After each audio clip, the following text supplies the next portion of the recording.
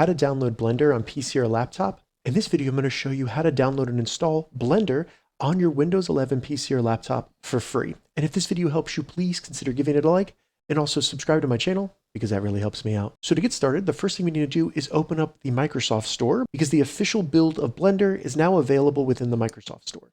So to do that, go down, select the Windows Start button in the taskbar, and then just type Store. In the under best match, you'll see Microsoft Store, select that. Then all we need to do is go to the top, search apps, and type Blender.